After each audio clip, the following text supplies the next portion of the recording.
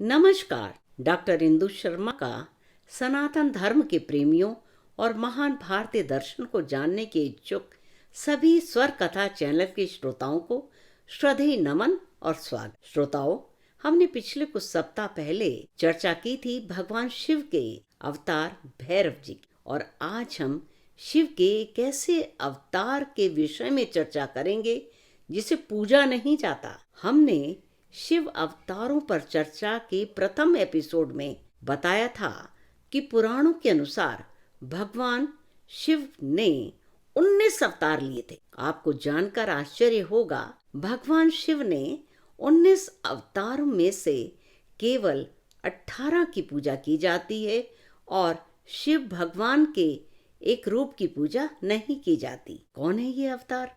महाभारत युद्ध से पूर्व गुरु द्रोणाचार्य तमसा नदी के तट पर एक दिव्य गुफा में तपेश्वर नामक स्वयंभू, जहाँ शिवलिंग है, वहाँ गुरु द्रोणाचार्य और उनकी पत्नी माता कृपी ने शिवजी जी की घोर तपस्या की। इस तपस्या से प्रसन्न होकर भगवान शिव ने इन्हें पुत्र प्राप्ति का वरदान दिया और कुछ समय पश्चात माता कृपी ने एक सुंदर तेजस्वी बालक को जन्म दिया।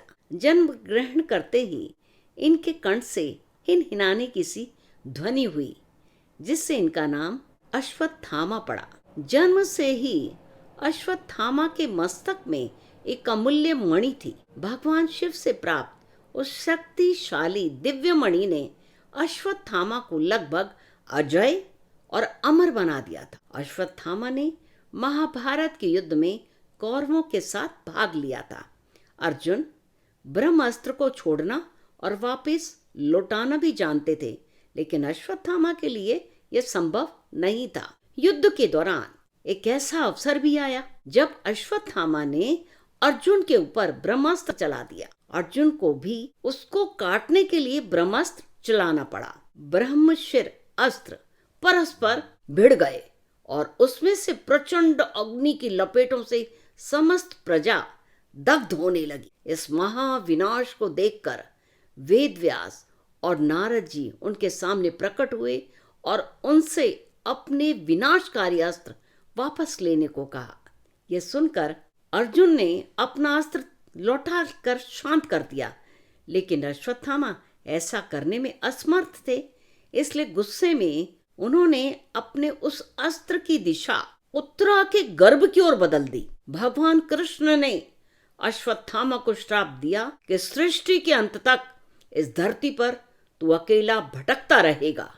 ऐसा माना जाता है कि आज भी अश्वत्थामा पृथ्वी पर भटक रहे हैं। द्रोणाचार्य के पुत्र अश्वत्थामा को ही भगवान शिव का 19वां अवतार माना जाता है। तो आज बस केवल इतना ही। कृपया स्वर कथा चैनल को सब्सक्राइब अवश्य कर लें, जिससे ये जानकारी आपको प्राप्त होती रहे। और हम अगले एपिसोड में भगवान शिव के एक अन्य अवतार पर विस्तार से चर्चा करेंगे। तब तक के लिए मुझे आज्ञा दीजिए। आप सभी का स्वर कथा चैनल से जुड़ने के लिए अतिशय धन्यवाद।